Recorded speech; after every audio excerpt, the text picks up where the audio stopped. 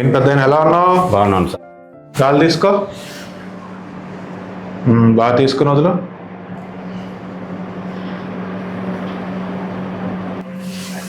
బాగానే ఉందిలే.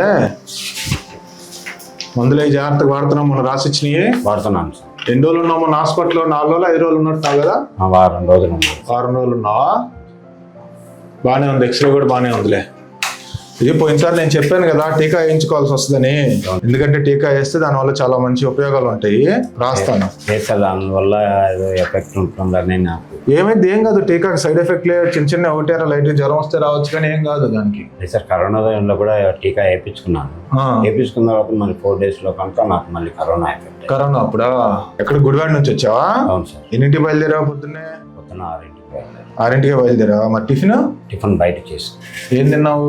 బజ్జీలు తిన్నావా? Oil food. సిగరెట్లు ఆపమన్నా ఆపావా? ఇంకా తాగుతున్నావా? రోజుకి ప్యాకెట్లు వాడు.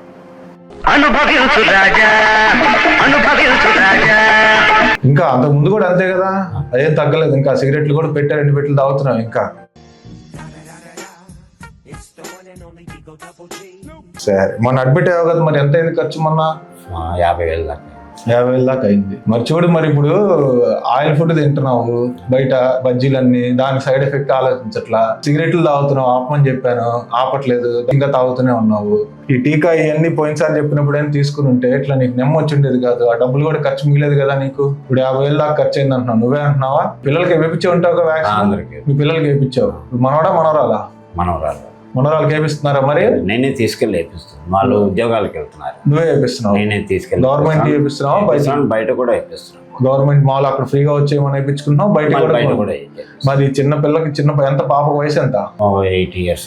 8 years. ఇప్పుడు మరి చిన్న పాపకి టీకా వేపిస్తున్నావు, నేనేం ఆలోచించలేదు సైడ్ ఎఫెక్ట్లు వస్తాయని, అదని ఇదని. నీకు చెప్తేనేమో సైడ్ ఎఫెక్ట్లు అంటున్నావా?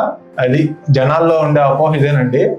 ఈ వ్యాక్సిన్ ఏంటంటే చిన్నపిల్లలకి వేయించినప్పుడు మనమే బలవంతంగా అయినా కానీ వేపిస్తాం, మంచిదని వాళ్ళకి.